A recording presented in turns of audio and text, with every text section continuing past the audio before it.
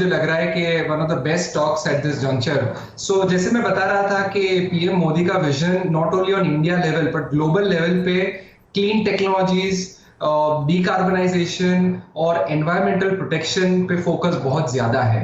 हमने रिसेंटली देखा कि जो पीएलआई स्कीम्स आई है उसमें भी इलेक्ट्रिक व्हीकल्स को बहुत ही ज्यादा एनकरेजमेंट दिया है। और बेसिकली टाटा मोटर्स पे बेट अभी इसीलिए नो डाउट ये स्टॉक को हम इवन आईटीसी की श्रेणी में डालेंगे कि बहुत इजीली चलता नहीं है, लेकिन बहुत सारे चेंजेस ये कंपनी में आने वाले 2-3 साल में होने वाले हैं।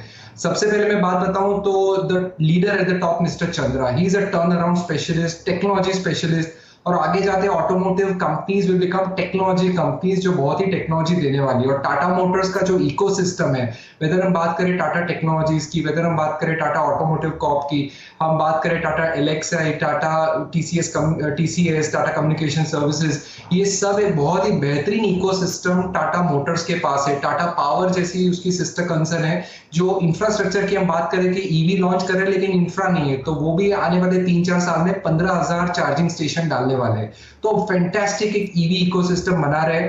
और इवन मैं बताऊंगा कि जो स्टैंड अलोन बिजनेस है जिसमें पैसेंजर व्हीकल बिजनेस है, उसमें बहुत ही फैंटास्टिक टर्न अराउंड हुआ है। 10% मार्केट शेयर हो गया जो लास्ट ईयर 6% था। और ग्रोथ कैटेगरीज में लॉन्च कर रहे हैं, whether it is petrol cars, diesel cars, CNG and EV, तो बहुत ही ग्रोथ ट्रेजेक्टरी है।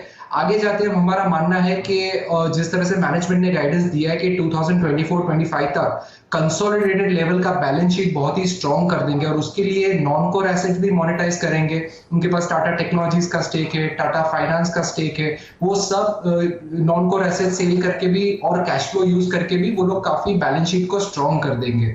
दूसरी अच्छी बात यह है कि जेएलआर में जो शॉर्ट टर्म इश्यूज है जो चिप शॉर्टेज के हैं, वो आई थिंक आने वाले 6 महीने के बाद हम देखेंगे कि इनके जो नए लॉन्चेस है, स्पेशली जो रेंज रोवर सेगमेंट में से, वो पिकअप होंगे, तो वहां से भी मार्जिन इंप्रूव होंगे। और अच्छी बात यह है कि जेएलआर का बैलेंस शीट भी काफी स्ट्रॉन्ग है, लिक्विडिटी का कोई कंसर्न नहीं है, लिक्विडिटी रिच बैलेंस शीट है। तो मेरा मानना है कि इस तरह का प्ले जो बहुत ही डिवर्सिफाइड है, और आगे जाते हमारा मानना है कि इवन सीवी सेगमेंट में भी ये कंपनी बहुत अच्छा करेगी। पास में अशोक लेलैंड तकलीफ दे रहा था, लेकिन अभी टाटा मोटर्स का शेयर रीगेन हो रहा है, मार्जिन वापस आ रहे हैं और डिमांड भी अच्छा रहेगा। सो मेरा मानना है 1 साल के अंदर ये स्टॉक 400 के लेवल की ऊंचाई डेफिनेटली पार कर सकता है। बढ़िया प्ले है, diversified, PV, CV, ultra premium का वो पोर्टफोलियो, और वाकई अग्रसर है ईवी जिसकी आजकल बहुत चर्चा होती है। कई लोगों के लिए एक ही कंसर्न है, वो पुराना बैग एंड बैगेज जो कैरी कर रहे हैं। पार्थिव कह रहे हैं वो सीवी स्पेस वगैरह भी अब धीरे धीरे अच्छा मोमेंटम देगी। 400 तक के टारगेट्स के लिए टाटा मोटर्स पे लगा सकते हैं आप लोग दाव। और राहुल अरोड़ा